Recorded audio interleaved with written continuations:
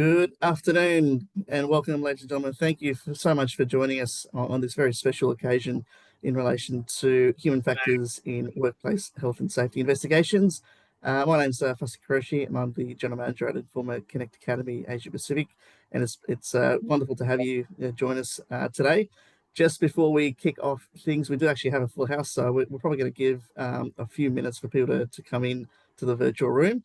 So just while we're doing that, though, it would be great for people to let us know where they're coming in from. If you can maybe just use the toolbar down the bottom, there's a chat box probably a chat box is probably the best way to do it. Just type in where you're coming in from. We do sometimes have a global audience. I know obviously this is Australia specific, but you never know. So it's always great to see where everyone is tuning in from.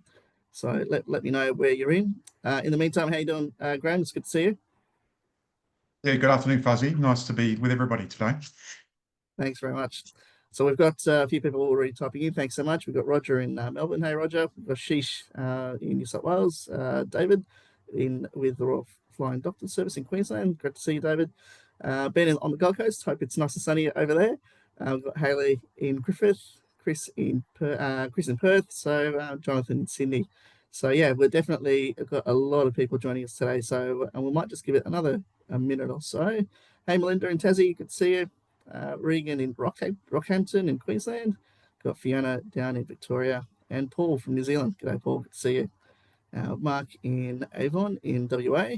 And our first international, I'm going to try and pronounce this name as best I can, Khalifa in Indonesia. Hey, Khalifa, good to see you. Thanks for joining. Angie in Rockhampton as well. So obviously I am conscious of the time, so I think we will kick things off. So again, welcome everyone. My name is Fussy Kuroshi. I'm the General Manager of Informa Connect Academy. It is my great pleasure to have Graham Edkins deliver this webinar. Before I hand it over to him, though, I just wanted to cover a couple of housekeeping things, a couple of questions that we normally get. First one is that will there be a copy of this recording available? And so the answer to that question is yes. You will receive an email from us, hopefully within 48 hours once this webinar is concluded. So please keep an eye out for that. Also, second, Graham has kindly agreed to take questions from you. So if you do have any burning questions, please feel free to use the toolbar down at the bottom. There is a chat box option or a Q&A box. So either or, we'll be managing both of those. So we'll keep an eye on that. Also, last thing is that we will do Q&A right at the end, though. So although you're more than welcome to put your questions in throughout the presentation, we'll wait until the end and then we'll go through those in chronological order. Last thing before I do an introduction for Graham is that we do also have an incentive for everyone to hang out right until the end. We do have a few different programs, so please keep an eye out for that as well. With that said, I think although Graham is probably a man that doesn't really need an introduction, given his reputation in the industry, I would just say very quickly that Graham is the Chief Executive Officer of Leading Edge Safety Systems, He's also a qualified organisational psychologist and has an excess of 30 years of experience in conducting major incident investigations in high-risk industries and advising authorities and organisations on complex risk, safety management, and human factor issues. Thanks so much, Graham. Good to have you, and over to you. All right, thanks very much, Fuzzy, and welcome everybody to this webinar. When I was asked to think about a webinar that I think is topical at the moment in the field that I work in, as you can see from my background, I do a lot of work for high-risk industries, particularly in investigations, but more so around the human factors expertise area, and also trying to prevent events by putting together things like critical risk management programs and other things. And what's perhaps prompted this webinar is maybe a couple of questions that I get asked, and really this is probably the stimulus behind this particular webinar this afternoon. And that is that when we think about human error, it's often framed in a negative way, particularly after a serious incident or accident. We often use negative language to describe what people did or didn't do. And I think that it's something that we particularly at the moment when we're starting to look perhaps more closely at issues like mental health and well-being, psychosocial stuff, it's something I think to start to catch ourselves about the language that we use, because what it also doesn't do is it doesn't help us create a philosophy of learning within our respective workplaces. So that's one issue that we're going to start with and have a look at. The second stems from a conversation I had with a client recently in the oil and gas sector, where they're asking me, do we need a separate process to conduct a human factors type investigation? So, yes, we've got our existing work health and safety or HSE investigation method we're using. It could be root cause analysis, it could be something else. But do we need a separate process to look at call it a human factors type issue? Or can we actually integrate, existing processes? That's something, but it's not the first time I've been asked that question. So I thought it might be good to have a webinar to discuss that very issue. And the last one is do we then need a human factors expert to conduct an incident investigation, particularly around human factors issues?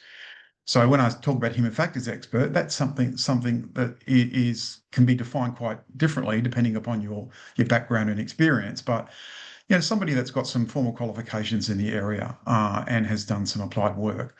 So do you need a human factors expert to do an investigation that involves human factors topics, or do you not? A question that, again, I'll attempt to answer.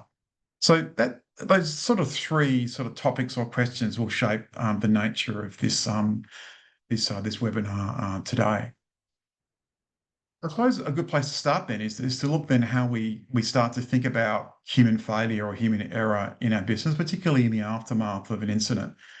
And I think that the term human error has been around for a while. Of course, it's well researched area of expertise, but the term is often used as a uniform or catch-all term, and in many ways has become virtually meaningless through overuse. We talk about there was an error that occurred. There was human error was the result of the event, but often that is a pretty useless statement, as many of us know. And of course, it's interpreted that term human error is interpreted to mean that the person at the sharp end, generally those operating the vehicle, those at the tools, was at fault by doing something that was wrong. So it has a negative connotation to it generally. In fact, the terms error and violation, we talk about errors generally as being unintended things and violations being intentional acts, are often seen as a negative term in nature and intend to imply fault. So I think there's a need for a more neutral language to be used, and that's something that I want to talk about in this webinar and in some of the processes that I use myself, particularly around human factors investigation type techniques. We tend to try to use that more neutral language, which I think is much more beneficial, particularly in today's world and today's society. So maybe let's start off with perhaps a poll just to give some context to our discussion today. And really the poll that is going to come up on your screen, so I'm going to get Imran to bring up a poll in just a moment, is human error a starting point for an investigation, or is it maybe an end point? So let's just bring up the poll.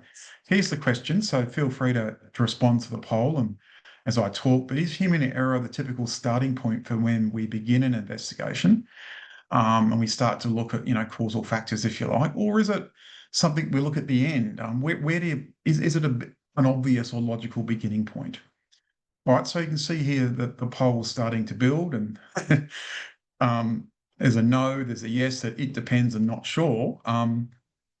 So as we can see it building, we'll give it a little bit more time just to finalise.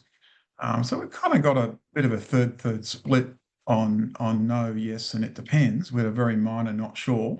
Well, I'm glad there's a minor not sure. That's good. So shall we end the poll, Imran? Let's do that. So, yep, there's our results. All right. So again, a fairly even split between the no. It's not a starting point. Human error. Yes, it is, or it depends. In many ways, I would probably lean myself towards it depends, because obviously it depends a little bit on what the issue is. But I find that actually, at least starting with an understanding of what people did is actually quite a useful point as well. And obviously, it does depend a bit on how much information you have at the time.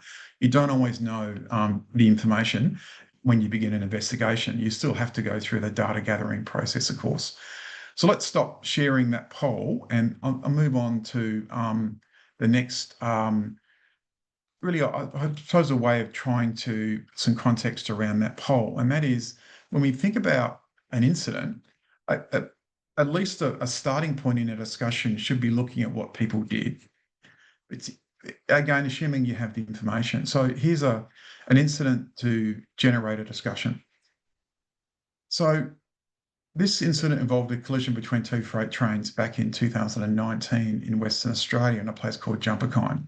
It involved two freight trains, a 7 MP5 and 2K66. When we start an investigation, certainly there's a couple of key roles that we need to remember. The role of the investigator, firstly, as they begin an investigation like this, is to find out certainly what people did. What did directly involved persons do? So in this particular case, the train driver of NR80, locomotive NR80, which is train 7 MP5, had come out of West Merredin heading towards Kewdale, which is in Perth. And at around about 2 o'clock in the morning, the driver had a caution signal, which the line speed at the time was about 80 kilometres per hour. The expectation when you have an amber or caution signal on rail is that you are prepared to stop at the next signal. In this particular case, the driver was operating at about 72 kilometres per hour, didn't slow the train down, kept going through that amber signal. And then about 3 minutes later, went through a red signal at a slightly less speed, but pretty much not without a lot of speed reduction. Unknown to him up ahead was a train that had been held by train control. It was a Watco train called 2K66, a grain train. And the driver made a partial speed reduction, but nothing significant. And as he came around a bend, this is at 2 o'clock in the morning, so lighting is a bit poor. It's nighttime, of course. The driver eventually identifies a train stationary ahead, puts on emergency brakes, is able to slow that train down to about 40 kilometres per hour, but is unable to prevent a collision with the rear wagon of Watco 2K66. What this does is creates a catastrophic outcome, meaning that the driver of NR80 locomotive receives fatal injuries. So when we look at this incident, a starting point is what did, in this case, the driver of NR80 do? Well, the driver, very simply, very factually, didn't manage his train speed in accordance with rail safe working rule requirements, which is to stop at a red signal in this case.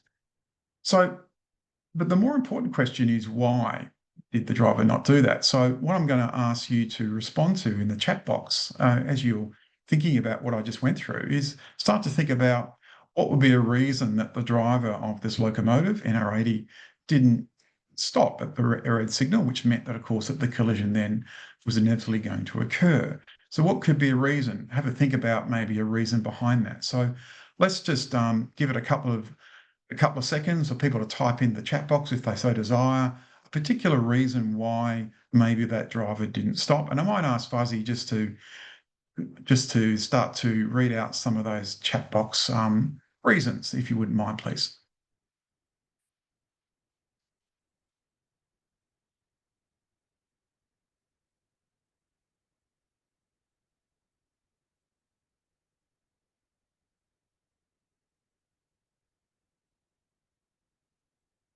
So I can see here we've got fatigue from Ben. Thank you very much for that. Signal's not working. So we've got a couple of fatigues as well. There's quite a few different types of responses, and these are all legitimate reasons, by the way.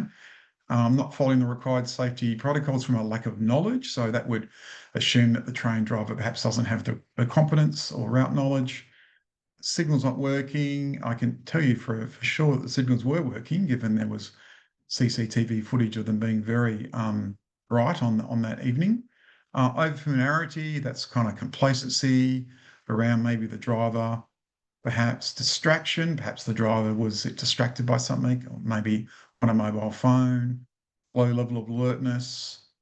Yeah, okay. So you can see here lots of different reasons. So let me close the chat box on my end. In this particular case, these are all legitimate courses of inquiry. But what I'm going to come back to is the first question is, what did the driver do? The driver in this case didn't manage his train speed in accordance with rail safe working rules. Issues like signal, train serviceability, brakes, and all that were ruled out as part of the investigation. What the ATSB did find in their investigation they did on this incident was that the driver had a lack of sleep in the previous 48 hours leading up to this event. and there was some evidence provided in that investigation report to identify that they had opportunity to sleep in the night before or the afternoon before the sign-on time, but that opportunity wasn't taken. Less than about 3 to 4 hours sleep, where there was around 12 hours to sleep. And there's evidence that the driver was there's a train driver vigilance system on the train in this case, and in the last 35 minutes prior to the event, the driver was taking a lot longer to acknowledge that vigilance system compared to the start of that shift. So all this proved that there was some fatigue issues going on in regard to the driver, but that again is just a symptom. So in this case, the driver is fatigued, under a state of low arousal between 12 a.m. and 2 a.m. is window circadian lows and a low arousal state anyway. So while the driver didn't manage his train speed, one of the key issues was fatigue. But the more important question is, how does the organisation that he's working for manage fatigue? So when we think about a concept like fatigue, we need to look at it as a shared responsibility in this particular case. So did the organisation ensure that the driver had appropriate processes in place to manage fatigue, such as rostering practices, such as technology? The fact that the driver was working on his own is a risk factor. So when we begin an investigation, as you can clearly see from this example, I think we should start, a logical place to start with what people are doing or what they didn't do. Why, of course, is really some of those human factors issues, and this one's fatigue. But the more important question is, what's the adequacy of the controls that we have in place within the entity organisation that we're looking at? So you can see here that error is a good starting point, if you want to use that term. That might give us some symptoms of what's going on, like conditions, but then ultimately we need to look at, well, how do we try to manage those conditions through good risk controls? And the way that we could then start to think about that is have a look at another example where we should really start to change our focus to look at, in my view, 3 key things in any investigation, which starts to give us a good sense of some of those human factors issues. So this is another event. This is a heavy vehicle event where a driver employed by a heavy vehicle operator is traversing an unsealed road loaded up with some freight. As the driver enters a left-hand bend, he enters the soft shoulder of that unsealed road, causing the prime mover and first trailer to roll over. In this particular incident, there's some front-facing dash cam footage, which we will now display. So we can see it from the driver's perspective. The driver is going less than 25 kilometers per hour, enters the soft shoulder, loses directional control. The prime mover and the first trailer end up rolling onto its side. That's the perspective from the driver. How about from the looking outwards? Let's have a perspective looking inwards, so we can start to see maybe a bit more information as to what might be some reasons behind why the driver did lose directional control in this case. As you can see, distracted by talking on a radio, cigarette in one hand, and of interest, not wearing a seatbelt, which is something to consider as part of the investigation. So we can see that when we start to look at incidents like this, while we might look at what the driver did first, when we can start to get some evidence to have a examination of some underlying reasons as to why perhaps the driver did lose directional control. All right, so in my view, when we look at an incident investigation, we should use a very simple process and incorporate human factors into that investigation process. So the first thing we start by doing is looking at what I would call the rule of 3. What do people do or not do? So very simply and factually, in this case, the driver didn't maintain directional control of the prime mover and keep to the centre of the road. Obviously, that's the task in hand, unsealed road, loaded up with heavy freight. Maintaining directional control is important in any type of driving activity, particularly heavy vehicles. The driver also didn't wear a seatbelt, which is required under not only road rules, but their own employment requirement as well. And we can use a taxonomy, if you like, of classifying things like different types of actions and inactions, which I'll show you in a moment. So one of them is a slip, in this case, inattention, which is drawn out from distraction. And there was evidence, as we'll see later on, of drivers routinely not wearing seatbelts in this particular organisation, and indeed in other organisations of similar nature.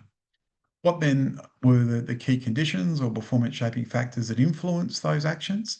And what we should include where we have information is on not just human factors type conditions, but also psychosocial hazards where relevant.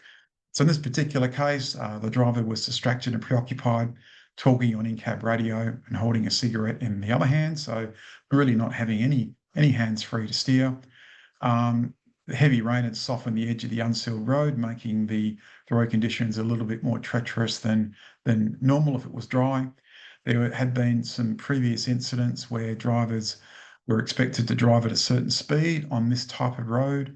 The driver was travelling at around 26 kilometres per hour, not the recommended speed of 15 based upon location and road design.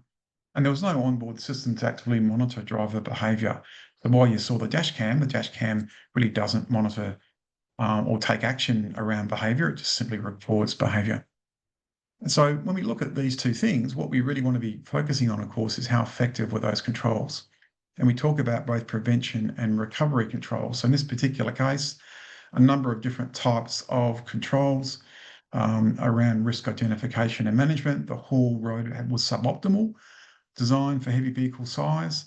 And what we do when we look at controls, we should ask a further question. Well, why?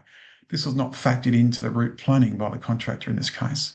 The warning and alerting systems on the vehicle, there was no audible alarm to for seat belts or an interlock fitted. That we have many of these, of course, on our own vehicles that we drive daily basis on the public roads. So why had this not been installed? In this case, the contractor had not yet fully installed these devices across their fleet. Some contractor assurance issues by the principal in this case. They lacked a consistent approach to auditing and monitoring the contractor. Why was that? The principal did not have adequate resources to conduct contractor management, and therefore the contractors weren't being audited on a regular basis. Some issues with the actual device installed, which was a certain type of vehicle tracking system instead of the minimum standard requirement, which was Guardian. In this case, the prime mover new to the fleet hadn't had that particular type of technology installed. And issues around PPE, there were also requirements to wear PPE. It was stated in documentation. It wasn't being consistently applied with. Why? Again, inadequate monitoring and checking of driver behaviour by the contractor and indeed by the principal in this case. So you can see here, when we look at an incident like that, the loss of directional control of a vehicle, we start by looking at what people did in a non-judgmental way. We then look at the actions or factors, conditions that influence them, including human factors and psychosocial, and then start to look at those prevention and recovery risk controls in place. A very simple model is highly repeatable by using different types of causal codes, as we can see. What I call the rule of three. And I think it's important when we look at what people do, we use that neutral language, as I said earlier, and rather than use the terms errors and violations, use the terms actions and inactions. What did people do? What didn't they do? That can be around what we call human variability. That's slips and lapses, essentially, and then thinking types of actions, such as decision-making, rule-based mistakes, and knowledge-based mistakes. When we think about the original term has been violations on the right-hand side of this chart. I think a much better term is non-compliance. Where do people not comply with the required procedures or rules? And sometimes that can be unintended. We might release a new procedure, but that person hasn't been communicated that procedure to them. So that can be an unintended non-compliance. And then different types of non-compliance like situational, organisational benefit, routine, personal sometimes, and the bit we don't see too often these days in businesses is the reckless. It's important by using a good taxonomy around actions and inactions is that what we're really looking for is two things. Was the actions and inactions system induced? And that generally is because of ineffective risk controls, and the accountability lies mostly towards the organisation to fix that problem. Or is it, and this is less frequent in my experience, is the personal and reckless non-compliance. People do things for personal convenience or business motivation. where there's deliberate with little or no care about consequences. And this is where accountability tends to lie more towards the individual, although it's important that the organisation does have processes in place to manage this, such as just culture programs and other things like that. But if we use a very simple classification system like I'm showing you, what it does give us, which is really, really important, is a way for us to know what is going on in our system. So if we know that people are committing these routine actions and inactions like slips and lapses, then really our best strategies is around automation and advanced technology, human-centered design. We need to ensure that the design of our systems are built in such a way to remind people to do what they need to do. So having interlocks on seatbelts, for example, would be a good example from the previous event that we just looked at. And also having clear policies by management around how we manage people that engage in these what I call routine actions and inactions. So checklists, managing distractions and interruptions that disrupt the workflow. So if we know that it's a slip or a lapse, then we know we're kind of where we need to go in terms of our strategies within our business. And when it comes to decision making, the strategies are quite different. So the strategies are more around training, are more around making sure we have a good selection process, making sure we focus on worker situation awareness through, good consultation, good comprehensive planning, to ensure that people have access to the right procedures. Because let's face it, when we make decisions, we don't always make decisions with the proper information available to us. So what we do need is to make sure that we give people the information when they need it at the right time. And this is, again, around how we design our procedures and so forth. Then the last one is around how do we manage non-compliance. Well, these are what we used to call violations, and I don't like that word as you can hear me talk, because I think it's negative. But non-compliance is probably a softer term. But we also need to take a strategic approach to this area. It's not about blaming people; it's about taking away the opportunities for people to non-comply. Why do people not comply? Well, because it's uncomfortable, because we put them in situations which are not convenient. So try to manage that as best you can and within your business. Eliminate the reasons for why people tend to cut corners due to poor design of plant, equipment, or facilities. So the fact that vehicle that we just looked at in that heavy vehicle incident didn't have a good in-vehicle monitoring system, didn't have a seatbelt interlock device on it, didn't really look at fatigue management as say telematics. These are all things that would improve the ability of the worker to not only work effectively but also to comply with our fitness for work requirements, for example. All right, so you can see by straight away by looking at the type of action or inaction, we can actually have a very targeted view around where we need to go in terms of a strategy for improvement. Let's perhaps bring up another poll, and that is, let's have a look at another question, and that is for webinar participants to answer: should an organisation utilise a separate human factors in incident investigation method? So while I just outlined a method there for you, should we design a different method? So should we come up with, say, a method that looks at, say, work health safety or HSE, traditional type events, if I can use that term, or should actually we have a separate standalone, if you like, human factors process? All right, so we've got a 50% or nearly on yes at the moment. We've got a no, so we've got an even split, and it seems that people have opinions on this topic. And all right, let's just give it a couple more seconds and then we'll close the poll. All right, everyone, let's end the poll. Let's see how that comes up. All right, so we've got 50% of our webinar participants think that an organisation should utilise a separate human factors incident investigation method, whereas slightly less are saying no, and not too many are not sure. Okay, all right. Look, I think it's an interesting question, isn't it? Because if we have a separate process, that implies that it's a separate investigation using different kinds of methods, different kinds of expertise. Whereas what we really want to do is embed good human factors practice within an organisation to incorporate good human factors analysis with any investigation that we do.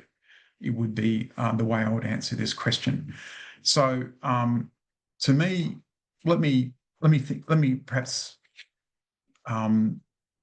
print some data on what we do know exists out there as different types of investigation methods to help perhaps put some context around this question.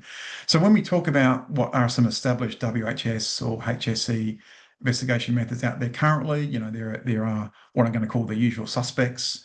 Root cause analysis is very well utilised in the healthcare area, and in some ways oil and gas still, Taproot. Very prolific through the oil and gas sector. 5 Whys is generally for lower level events. ICAM, a very popular James Reason-based investigation method used across a variety of industries. Central factors, mostly in the mining sector. And then you've got things like Topset, Tripod Beta, very much oil and gas, and a few other ones as well.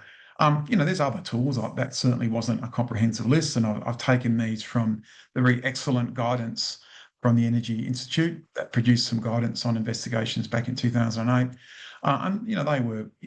They've been around for many years, these types of investigation tools. When you look at human factors methods, there are different kinds of tools, if you want to use that term. There's HERA, which is a human error repository and analysis system. HERA-JANIS, which is used in air traffic management. HFACS came out of aviation through Scott Chappell and Douglas Weigman.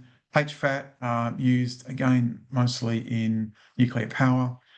Human factors investigation tool, a variety of different industries. META, definitely aviation, and Tracer mostly come out of aviation. So you can see here that there are, and that's not an exhaustive list. I could have spent 3 pages on this, but for the sake of having the discussion, you can see that historically there have been established WHS investigation systems, and then we've added on a human factors component using a particular tool. Some caution, though, with that traditional approach is that some of these tools were developed for specific industries like petroleum or aviation, and don't easily cross-pollinate if we're going to use it in a more industry-wide, high-risk industry type environment. So HFACS for aviation, there is a rail version of that, by the way, but again, it traditionally has come out of the aviation sector, as has HERA-JANIS. Many of the methods are complex for untrained users and require some level of existing human factors expertise, which meant that they are predicated by having some degree of training behind them. And I think training is very important, by the way, if you're going to use these sorts of tools, but many of them are reasonably complex to use, to implement. So having some degree of existing human factors expertise beyond the 2-day training program is actually something that is often a challenge, and often not easily integrated into existing WHS, HSE investigation methods. So to take, say, HFACS, for example, and then apply it to root cause analysis would be quite a challenge because it's a very different methodology. So, all right. I think if we're looking at then a way forward, it's about, to me, having a think about what is, at a broader level, what are some desired investigation method attributes? What do we want out of a good investigation system? Well, here's my view. We need a comprehensive contributing factors taxonomy that is about ensuring that people have a repeatability and consistency around that process, and that can be used across a range of industrial domains, not just focused on oil and gas or aviation, for example, but you could use it across a range of different industries. The analysis must dig deep enough to go beyond symptoms. It must go beyond the fact the driver was fatigued. Yeah, but why was the driver fatigued? What's the risk controls that should be in place to manage that? A focus very much, in my view, on prevention and recovery risk controls. So we focus a lot in our workplaces around having good risk controls, good defences, if you want to use that term. So having a good taxonomy around that, to me, is really, really crucial. We should include psychosocial hazards in our analysis. And this is, I think, a recent guidance that's come out in 2022 here in Australia has been the need to consider psychosocial hazards as part of your risk management approach. We need to consider that as part of our investigation approach as well. And a lot of the tools haven't had that embedded into them, mostly because they predate the guidance that's come out in 2022. a very good error-based taxonomy. That's a cognitive-based error taxonomy it comes from a well-regarded research. And we should try to avoid the use of negative language. So person fail, we're going to look at unsafe acts, we're going to look at errors and violations. I think they're terms that don't help, and also create that discussion amongst sometimes management when they look at the report that the person may have done something that was wrong, which is what we're trying to avoid. So to me, after many years of doing investigations, more than 30 years, to me, a very simplified process is what I call loss of control analysis. So really that rule of three that I went through very quickly earlier. And that was, number one, what do people do or not do? The actions, inactions, using that taxonomy. Secondly, why did they not do that? What was the issue? What were the conditions that they were faced with at the time? A comprehensive list of performance shaping factors. It incorporates regulatory guidance. So in many states and territories here in Australia, we have some very good guidance around performance shaping factors from NOPSEMA, which is the oil and gas regulator and Environmental Protection Authority regulator. WorkSafe WA has some very good guidance in this area, as does Victoria as well. And so performance shaping factors. And then thirdly, what were the prevention controls that should have been in place to prevent the event? And we use critical risk management practices to develop those controls. And then what were the recovery controls that should have protected and contained and maybe recovered that event? How effective were those things? So we can apply that using a taxonomy, using a structured process to go through and have a look at how we could apply that. So what I thought I'd do is take you through an example of how that might work. And to me, this is about integrating processes that we already use, different types of investigation processes. There's elements of taking on reason type model approaches in this approach, bow tie, and of course 5 whys by going a bit deeper and asking why. So using really the strengths of the systems that we already have. So here's a case study just to illustrate how this might work. A service technician travels alone to a remote community in Northern Territory, and his job is to conduct some essential maintenance on a water asset. Job doesn't proceed as planned. It has significant delays in making his return journey and some quite excessive job demands to finish that job in the time that he has to get back to his home base. On the drive back to his home base, he has a motor vehicle incident with another motorist, resulting in significant injuries to that road user, which was a motorbike rider, and damage to the light vehicle that he was driving at the time, which is a Toyota Land Cruiser. The service technician sustains some minor cuts and bruises. The motorbike rider suffers some more significant injuries, and in fact, the motorbike becomes a write-off at the end of the event as well. And the service technician was in shock after the event as well. Notice that there are some psychosocial hazards already in this event that we've highlighted. One, the driver is operating alone in a remote and isolated area, which is more than 2 hours away from any major town. And there's some excessive demands on him to get that job finished in the time that he's got. So that's something we can incorporate into our analysis. So what we do is we start looking firstly what the loss of control was. So we begin by identifying what's that point of no return. In this case, the service technician underestimated his level of fatigue on his journey back and experienced a micro sleep in his vehicle, veering off the left-hand side of the road and entering soft ground. He then tried to recover and then veered on the other side of the road, and that's when he had that sort of near collision with the motorbike rider. That resulted in some injuries to both parties and some damage. What we then look at is, okay, next step, what were those key actions and inactions? And what we do is we break it down in a very structured way, as you can see from this slide. We look at firstly who did it, service technician, what were they doing at the time, operating a motor vehicle, what was the action, in this case, a rule-based decision. He underestimated his level of fatigue and continued driving, believing that he would make it home safely. What was the result? He experienced a micro-sleep on the drive back, drifted off the side of the road, and we know the rest. And what's the evidence of that? Well, that comes from the statement from him, but also the police report that was done as well. So you can see here that when we're looking at a person's action or inaction, we're using a very structured tool. We're looking at who's done the action or not done the action, if you like. What was the task? What was the a taxonomy for describing what that was? The next one's around organisational compliance, It's a routine non-compliance in there as well. There's also some actions by the supervisor as well as in making sure that the driver was actually fit to do that work prior to that journey being undertaken, which is in more in those last two.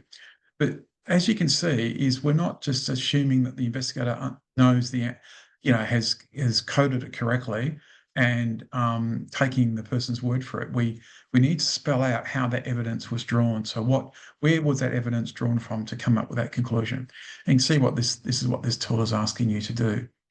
And then, okay, now we know the actions. What were the key factors? What were the performance shaping factors? And in this one, there's a number of them around things like stress, fatigue, obviously. The reasons that the driver was fatigued was around some personal issues going on at home with a sick spouse that wasn't sleeping that well. So he didn't have a lot of sleep prior to him undertaking that journey. And also some psychosocial hazards around job demands, working in that remote area, and other ones as well. So we use a very simple process. We're looking at people issues, psychosocial, environment, and system type conditions. And you can see here we capture the evidence where we drew that evidence from, in this case, statements and other relevant evidence-based processes. Then lastly, we look at what were the controls. We use, again, a taxonomy for this. These risk controls, in fact, were developed from a review of common critical risk management programs that exist out there. There's many of these programs in lots of high-risk industries. So issues around planning and coordination, around risk identification and management. We describe, was that control absent or failed? We describe how it was absent or perhaps how it did fail. Why was it ineffective? So we ask that next question, so going beyond just saying that the control was ineffective. And then in the last column on the right-hand side, what's the evidence for that? So in the second one down, risk identification and management, the driver was supposed to use a checklist. That checklist was routinely not being used by people because it includes fatigue management, particularly if a journey is over 2 hours. And that comes from the evidence around various managers spoken to and the review of that checklist itself. So we look at different types of risk controls, which are prevention, which include plant and equipment, and people controls. Again, these are all developed from critical risk management program type controls.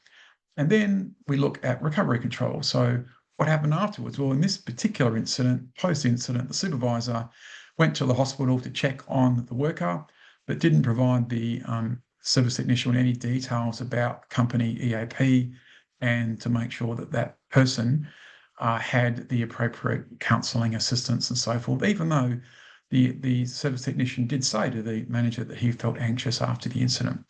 So why was that effective? Well, the ST wasn't provided with adequate post-incident support as required under the organisation's and WHS duty care obligations, and again, that comes from particular sources of information. All right, so there's our risk controls. And then what we do, what we should be doing in our investigations, particularly our more significant ones, is linking them back to our critical risk management programs. So we know if we have a list of critical risks in a business, these are rare events but have very serious outcomes like fatality outcomes potentially. What are our controls and how are we linking back our investigation to our CRM processes, in particular those critical controls?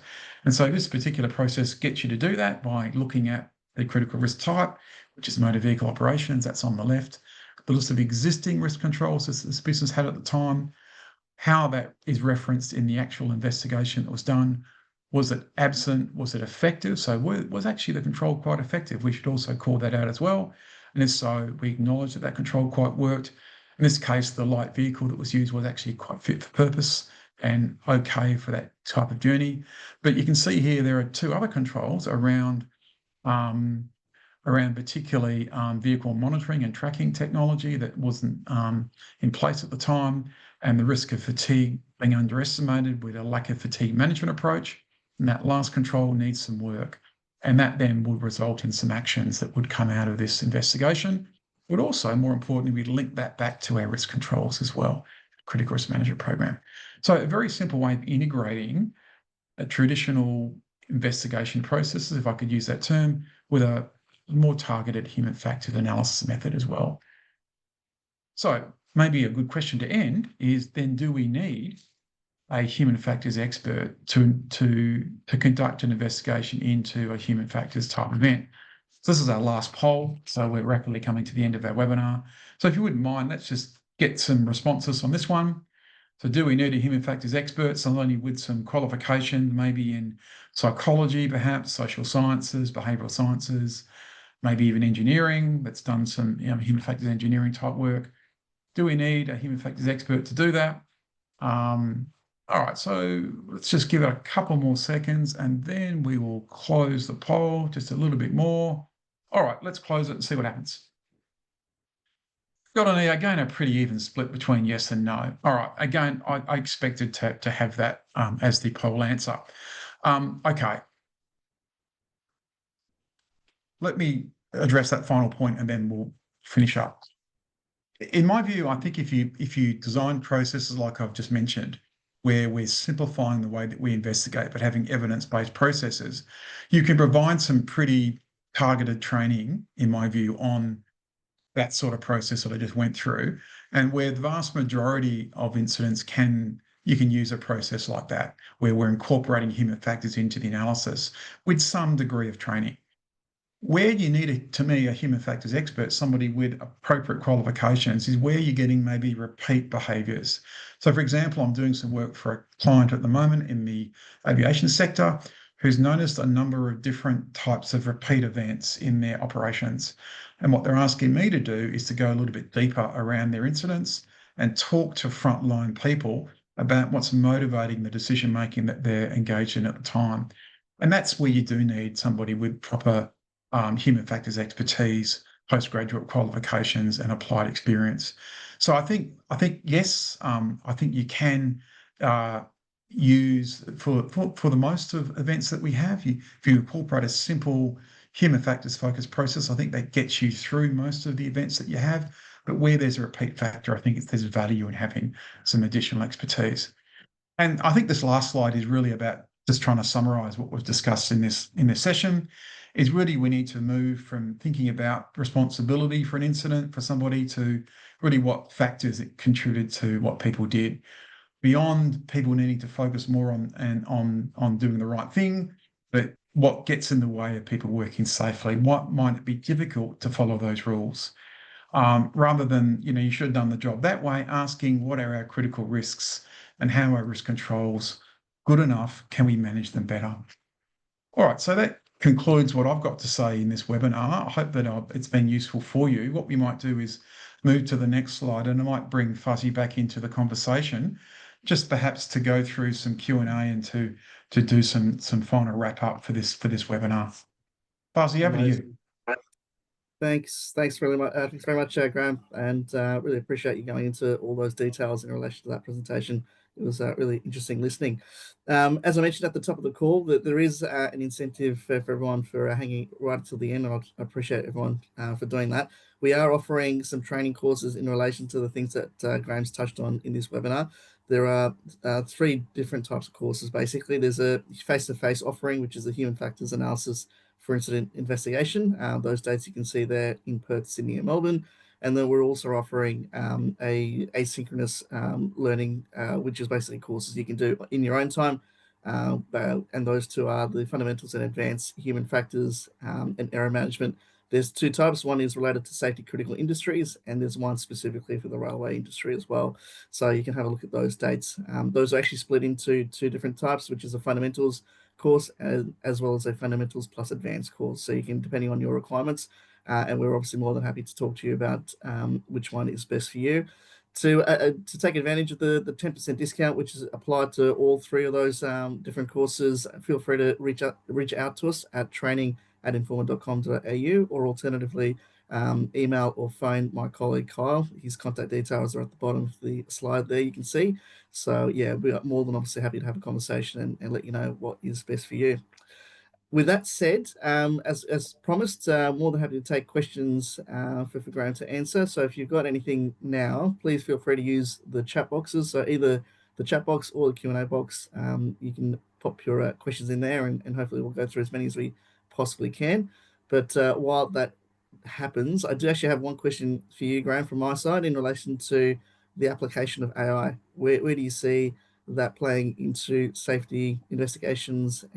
Is it going to be a positive thing, a net positive, or potentially something that might cause more issues than benefits? Yeah, a really good question, and one that's very topical, I think, at the moment. And I think that AI certainly, I think, has a potential place to help the investigator. I think it can help in looking at some of the data that we gather. It can add some value, I think, particularly in helping us to think about, causal factors and contributing factors. I think, though, that there are also some downsides that we need to consider. And the first is that AI still at this point in time lacks judgment, nuance, and intuition that we have as people. And therefore, in complex investigations that are very much around human behaviour, sensitive issues around that, cultural, organisational factors, particularly, and also ethical decision making issues, I think AI again might miss the mark because again it's what we feed into AI that's important rather than us as human beings understanding issues around ethics. So, for example, AI might flag a procedural deviation, say that we've discovered in an incident, as a key underlying factor or a root cause potentially, without understanding that might have been some reasons why the person needed to follow that rule in that way. So a different type of non-compliance, by the way, is an exceptional non-compliance, where we're breaking a rule almost for a higher goal, like saving a life or in an emergency. AI probably wouldn't look at that in that way as we would, understanding that, and look at it purely as, well, it didn't meet that criteria, so it must be a non-compliance. So I think, yeah, there are certainly some pros and cons. And AI also looks at patterns generally to come up with perhaps causal factors, if you're going to use that for an investigation. But some incidents are very unique in nature and are quite complex in nature. So it might not quite hit the mark there. But again, it's going to be interesting to see what happens. Certainly, there's some explorations in this area in its investigations with AI at this point in time. Absolutely. I think that's just the beginning, isn't it? So there's a lot of Yeah. changes coming down the pipe for sure. I'm going to defer this one to you. I think I know the answer to this question from Sam, Graham, but I'm going to just double check with you. The question is there a maximum number of participants in the face-to-face training courses? Where do you draw the line? How many people? Yeah, look, again, to me, somewhere around the 15's ideal. It's a good mix of people. You get different perspectives. Generally, we try to draw the line around 25. Getting over 25 makes it a bit unwieldy, because a lot of the training that we do is actually getting you to do an activity, getting you to do a human factors type investigation, and that takes time for you to do, but also to present. So the more groups that you have doing that, the longer it is to hear what people have come up with. But look, 25, you wouldn't want to go too much over that. But yeah. No worries. Although this is probably more of a comment, but happy to take your feedback on it from Martin. His comment is a strong message to management to get themselves and employees to continue learning, and also that burying mistakes does not stop the next one. Yeah, absolutely. I think that having a structured, evidence-based process to incorporate human factors is really important. So you can see there from both the events that I presented, it's easy to focus just on the individuals concerned, both drivers in this case, but there are underlying reasons and context behind what both did. And unless we address those through comprehensive investigations and taking a learning approach, then we just continue to have more and more of the same. And we don't take a blame-orientated approach. We shouldn't do that. We don't take a judgmental approach either. I mean, people with lives, they are fatigued from time to time. They are distracted from time to time. So we have to understand that is the reality of having people in a system. It's about trying to manage that and have good controls around ensuring that if that happens, at least the outcomes aren't serious. Yeah. Perfect. Shane's made an interesting point. Not really a question, but I think I'll just for the benefit of everyone. He mentions that the point that you just raised, Graham, in relation to exceptional non-compliance is one of those, in his opinion, arguments against automated vehicles in non-closed systems.